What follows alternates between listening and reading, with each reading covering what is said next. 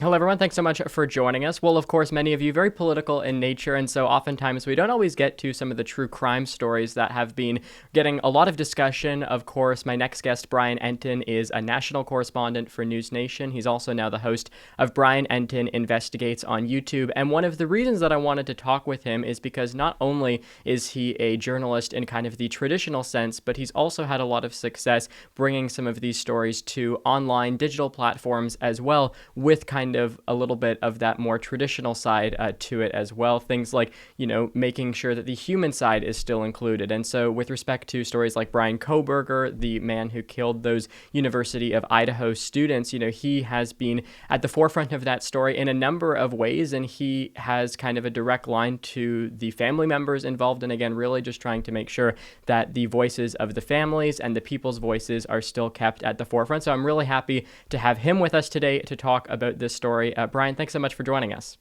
Yeah, thanks so much for having me, Wyatt. I appreciate it.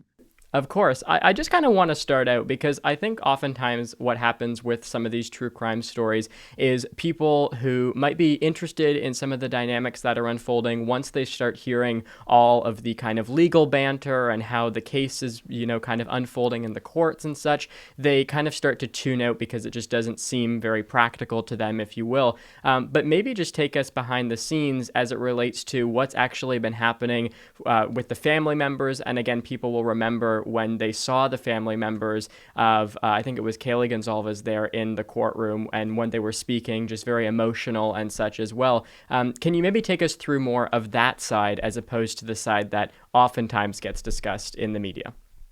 Yeah, sure. So, this case, obviously, there's been a lot of interest in it. A lot of people were expecting there to be a trial that was going to go for like 3 months in Idaho. I was expecting there to be a trial. And then, sort of at the last minute, there was this plea deal where Bryan Kohberger pled guilty to killing the four, innocent college kids. And it was unexpected. Some of the families were relieved about the plea deal. Others, like you mentioned, Kaylee Gonzalez, her family were upset. They really wanted a trial. They really wanted the death penalty. But the plea deal happened. There was a really emotional sentencing, which I think you kind of were alluding to when the family members spoke, and it was very. I was there for that. It was very, very emotional. And then Bryan Kohberger went to prison. He's in the high security prison in Idaho, and I think people sort of thought like, it would be over with at that point. But there's still been some sort of weird things that have happened since then. Recently, there was video that leaked out of him from in the prison, which is really, really unusual. I've never seen that happen before. Someone posted it to TikTok and it went viral, and it was video of him, like, I think when he first got into the prison, sort of looking up at a TV, and there was an investigation to figure out who leaked it. And it seems like they figured out who it was, but there's not going to be criminal charges. So that was kind of something interesting that happened. Also, they are continuing to release all of these documents related to the case. There was this really strict gag order uh, throughout the whole process that's now been lifted, and they're slowly releasing public documents. There was a sort of a fight about the crime scene photos. A lot of people were requesting the crime scene photos. And the families went to court to prevent some of those photos from being released, just saying it wasn't appropriate. Things inside the house, seeing blood splatter, that kind of thing. And they actually won. The families won that battle. So a lot of the photos won't be released. And then the other thing that's happened is, and this is still ongoing, is the families are asking for more restitution to be paid, money to be paid to them by Bryan Kohberger. And he's agreed to pay the funeral expenses, but they're asking for like all this money that it took to travel back and forth to court. A lot of them don't live near where the trial and the different hearings were happening. And he's actually fighting that. So there's now going to be a hearing on November 5th where everyone will be back in court again, which I didn't expect that to really happen. All the sides are going to come together again. Bryan Kohberger will be there, and that'll be happening on November 5th. When we look to kind of these high profile cases with whether it be Bryan Kohberger, even if you look to what happened with Luigi Mangione, you have kind of these instances where you're putting criminals with other criminals, and there's obvious problems that will arise with respect to that. But there were some concerns about what might happen to Bryan Kohberger. Of course, some people talking about if you're putting him in certain areas of the prison, it might make it so that the other criminals want to, try and threaten him, even, for example, as well. which he did horrible things to those students. But part of kind of the justice system is making sure that people are protected themselves. When you look to just what comes next for him, I mean, you mentioned even as well that the death penalty was something that people wanted but won't necessarily happen now. Is there any kind of indication as to what the rest of his life will look like, given some of the consequences have been kind of written off, but some people still feel as if more justice needs to be served? Yeah, so I actually toured the prison where he is, and he's in like the highest security level prison in Idaho. It's actually where they keep all the death row inmates. He's in the same prison as them, even though he's not on death row. He's in solitary confinement right now, just because they believe that, his life could be in danger in prison Mm-hmm. because he's so high profile, and also like sometimes when you're someone who hurts, younger people, people in prison will want to hurt you. Right. So. They're keeping him in full isolation, so he eats his meals in his cell. From what I've been told, he does have a TV. He does have a tablet where he can like send emails and stuff. But he never interacts really with any of the other prisoners. He gets to go outside 1 hour a day. But even I was there, like even the outdoor area isn't like what you would see in a movie with like a basketball court. It's not really outside. It's still kind of like an interior part of the prison. It's just like the roof is open, so you can at least sort of see the sunlight. Mm-hmm. It's a pretty miserable existence. At some point, he could try to get out of that isolation, but the way that, sort of the indications that I've gotten is he'll probably spend the rest of his life in a situation pretty similar to that, where he's just kind of by himself.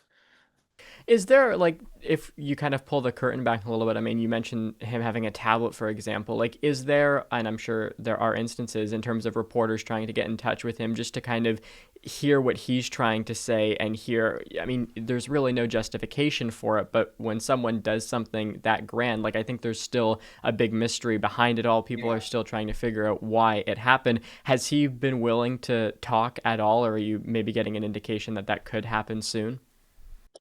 So no, he hasn't spoken at all. I haven't gotten an indication that he will.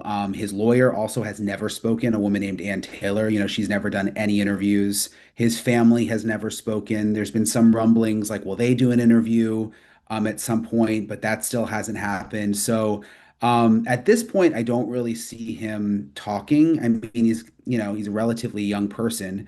So he's going to be there the rest of his life. Who knows, 5, 10 years from now, is he going to grow bored and like try to write a book or try to speak out or I have no idea. The motive has never been, there's never been a motive. I mean, no one knows the motive. That never came out in court. And even some of the families are still left sort of wanting to know the why that house, why that night, why those kids.